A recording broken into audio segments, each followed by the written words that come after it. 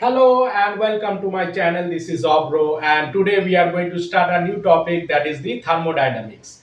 So thermodynamics, is a very means important chapters wherever we study electrical engineering or mechanical engineering, or we study energy management or energy engineering, or even the other streams like civil engineering or even the aerospace aeronautical engineering. Thermodynamics plays a very important role for different engineering subjects, excluding computer science and information technology.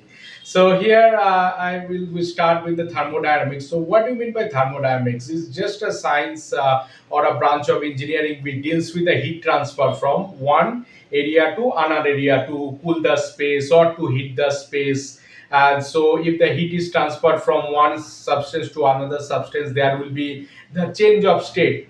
Like suppose if the heat is transferred to the ice, it will melt into liquid, and then again the heat is transferred, the liquid will transform into gas. So here we have one very good numerical regarding the thermodynamics, that is the heat pump. Where a heat pump will be using, sometime it will be used as a heat exchanger, or sometime it will be used as a refrigerator to cool the space or to heat the space. We generally cool the space during the winter summer season, and we heat the space during winter season.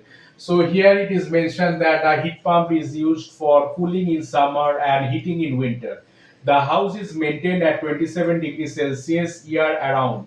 The heat loss is zero point 0.5 kilowatt per degree, difference between outside and inside temperature, and the average outside temperature is 37 degrees Celsius in summer and minus 3 degrees Celsius in winter.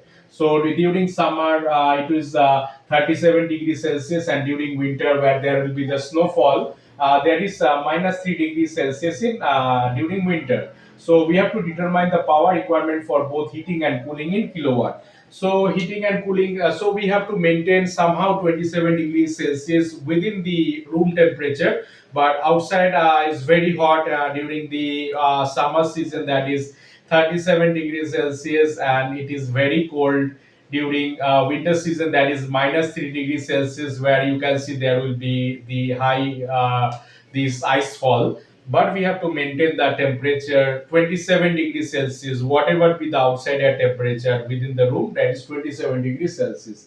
So how it is works? So during the winter, the device is used for heating, and it acts as a heat pump to maintain the temperature 27 degrees Celsius inside the room. The heat supplied to the room. What will be the heat supplied to the room? First of all, we have to take the data. So this is the 27 degrees Celsius maintained, and outside air temperature is minus 3 degrees Celsius. So Q1, Q2 is there's the heat we are giving to the heat pump, and then it is maintained at 27 degrees Celsius. And W is the nothing but the work done. So Q1 is equal to zero point 0.5 into temperature difference. So what is the temperature difference here? 27 degrees Celsius we have to maintain, that is the inside the room, and outside air temperature is minus 3 degrees Celsius. So here we will take Q1 as 15 kilowatt, and now T1 is the temperature, that is the inside the room, that is 27 plus 273 is equal to 300 Kelvin. We have to convert the Celsius into Kelvin, and T2 is minus 3 plus 273 is equal to 270 degree Kelvin. Now the coefficient of performance of heat pump, this is the general formula, that is T1 divided by T1 minus T2.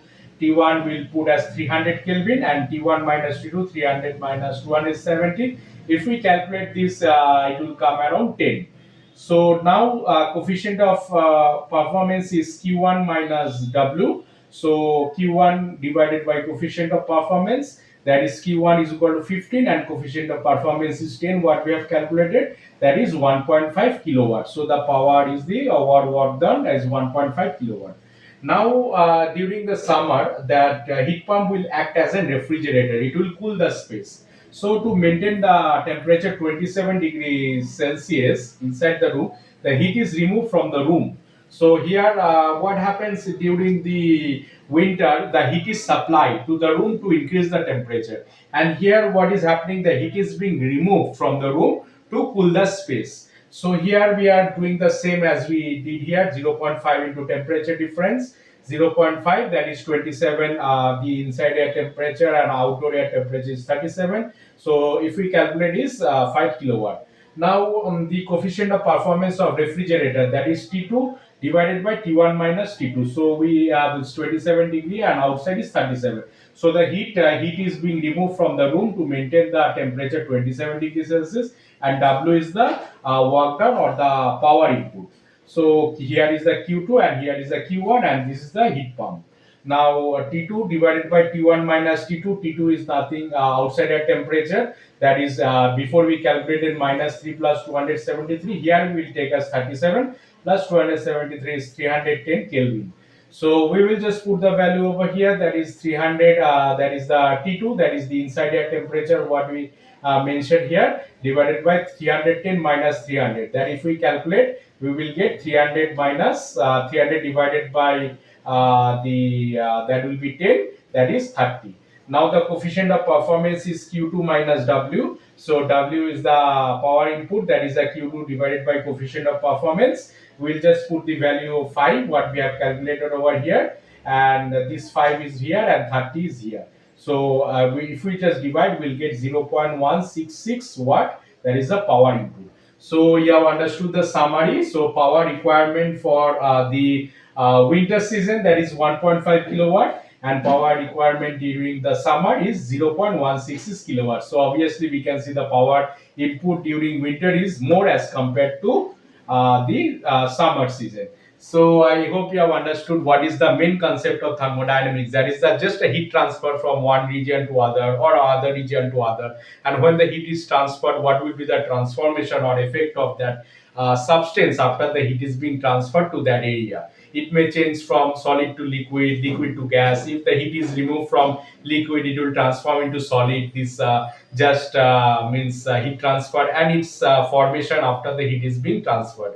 So this is a very basic numericals, very basic concept how the thermodynamics works. So obviously we know there are three laws of thermodynamics. So as per the heat transfer, there is a three laws of thermodynamics are over here. So I hope you like my videos, and I will end my videos over here, and I will get into more topics in my next videos. Thank you and have a nice day.